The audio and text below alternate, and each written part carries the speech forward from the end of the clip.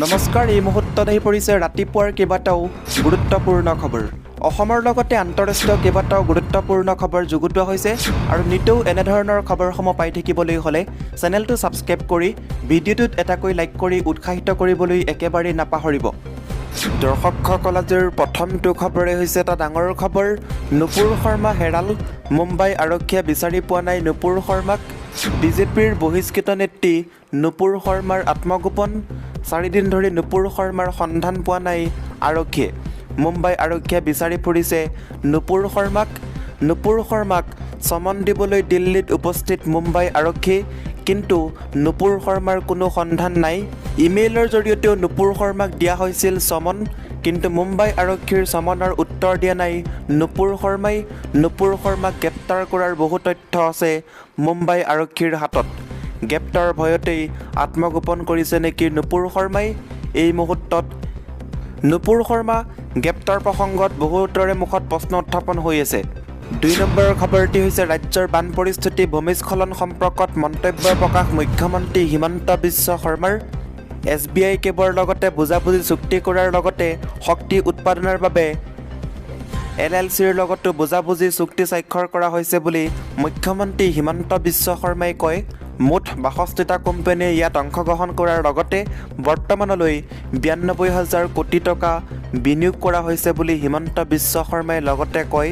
হিমন্ত বিশ্ব শৰ্মাই ৰাজ্যৰ বান পৰিস্থিতি সম্পৰ্কতো মন্তব্য প্ৰকাশ কৰি ৰাজ্যৰ বান পৰিস্থিতি উদ্বেগজনক বুলি কয়।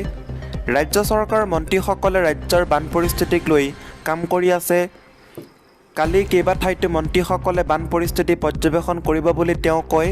ইপিনে ৰাজ্য চৰকাৰ আৰু সংবাদ মাধ্যম একত্ৰিত হ'লে গুৱাহাটী মহানগৰীৰ ভূমিস্খলনো কমিব বুলি ক'লে হিমন্ত বিশ্ব শৰ্মাই।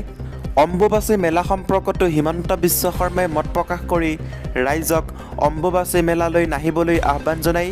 এইবাৰ কেৱল মাত্ৰ ধৰ্মীয় ৰীতি নীতি মানিহে অম্বুবাচী মেলা উদযাপন কৰা হ'ব বুলি প্ৰকাশ কৰে।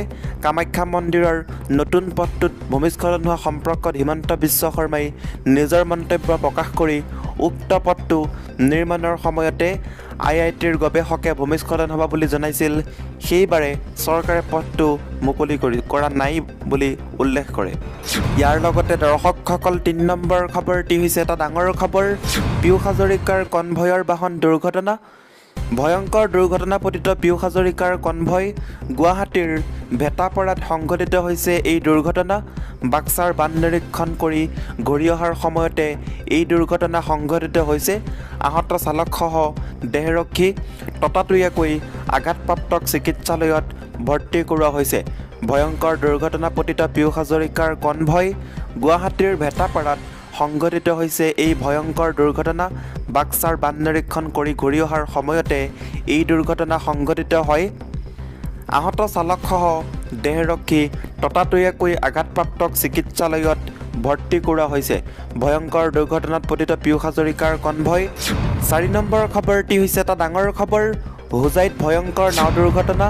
নাওসহ উটি গ'ল 12জনকৈ লোক। হোজাইত ভয়ংকৰ নাও দুৰ্ঘটনা সংঘটিত হৈছে। নাওসহ ভয়ংকৰ বানত উটি গ'ল 12জনকৈ লোক। নাওখনত আছিল 16জনকৈ যাত্ৰী। মাত্ৰ 4জন ব্যক্তিকহে এই পৰ্যন্ত উদ্ধাৰ কৰিছে স্থানীয় ৰাইজে। এতিয়াও সন্ধানহীন 12জন লোক। হোজাইৰ ৰায়কটা কছাৰী গাঁৱত সংঘটিত হৈছে ভয়ংকৰ নাও দুৰ্ঘটনা। বানৰ পৰা ওখ স্থানলৈ অনা হৈছিল ব্যক্তিকেইজনক। ইয়াৰ লগতে দৰ্শকসকল, 5 নম্বৰ খবৰটি হৈছে একেৰাহে 3 মাহ বৰষুণ দিলেও অসমত নহয় বানপানী। মন্ত্ৰী ৰঞ্জিত দাসৰ নতুন ফৰ্মুলা। বানপানীক লৈ মন্ত্ৰী ৰঞ্জিত দাসে উলিয়াইছে এক নতুন ফৰ্মুলা।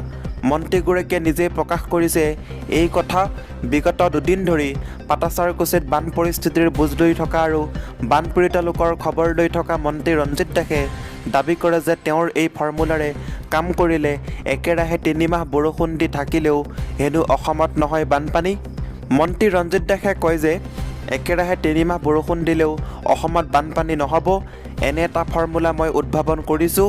তেওঁ আৰু কয়, বৰ্তমান আওপুৰণি ব্যৱস্থাৰে চলি আছে জলসম্পদ বিভাগৰ কাম কাজ। মই বানপানীৰ সৈতে যুঁজি বিধায়ক হৈ তাৰ পিছত মন্ত্ৰী হৈছোঁ।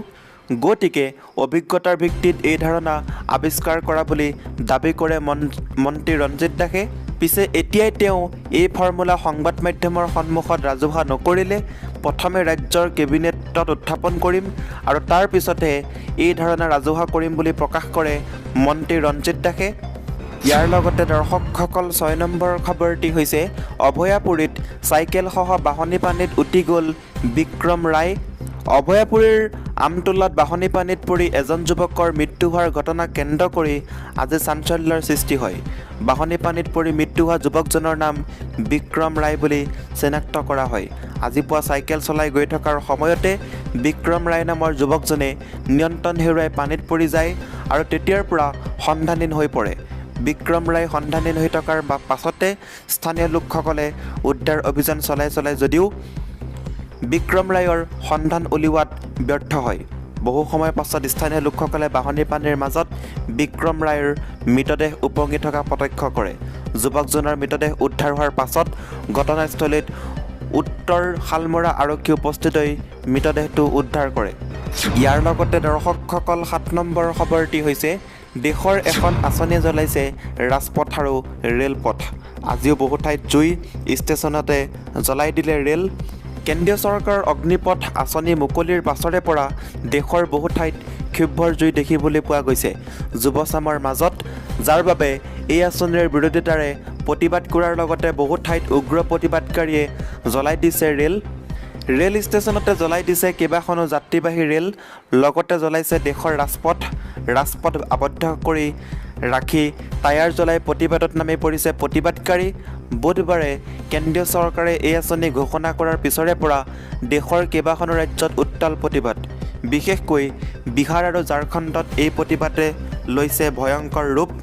ৰাজপথ আবদ্ধ কৰাৰ লগতে ৰেলপথো আবদ্ধ কৰি ৰাখি কালিৰে পৰা আজি পৰ্যন্ত জ্বলাই দিছে বহুকেইখন ৰেল। পাটনা ইণ্টাৰচিটিত প্ৰথমে জুই লগাই দিয়ে প্ৰতিবাদকাৰীয়ে। বিহাৰত বৰ্তমানলৈকে মুঠ 5খন ৰেলত অগ্নিসংযোগ কৰিছে আৰু ৰেলৱেৰ সম্পত্তিৰ বিস্তৰ ক্ষতিসাধন কৰিছে ক্ষোভিত প্ৰতিবাদকাৰীয়ে। একে সময়তে বিহাৰত ৰাজ্যিক বিজেপিৰ সভাপতি সঞ্জয় জয়ছোৱালৰ ঘৰত চিলিণ্ডাৰেৰে আক্ৰমণ কৰা হৈছে। উল্লেখ্য যে অগ্নিপথ আঁচনিৰ জৰিয়তে দেশৰ সেনাবাহিনীত 4 বছৰৰ বাবে অগ্নিবীৰ নিয়োগ কৰা হ'ব। তেওঁলোকৰ চাকৰিৰ সময়সীমা হ'ব 4 বছৰ। সেনাবাহিনীত ভৰ্তি হ'বলৈ বিচৰা যুৱকসকল ইয়াতেই অসন্তুষ্ট হৈ পৰিছে। আশংকা কৰিছে এই আঁচনিৰ জৰিয়তে নিয়মীয়া ভৰ্তি বন্ধ কৰিব বিচৰা হৈছে।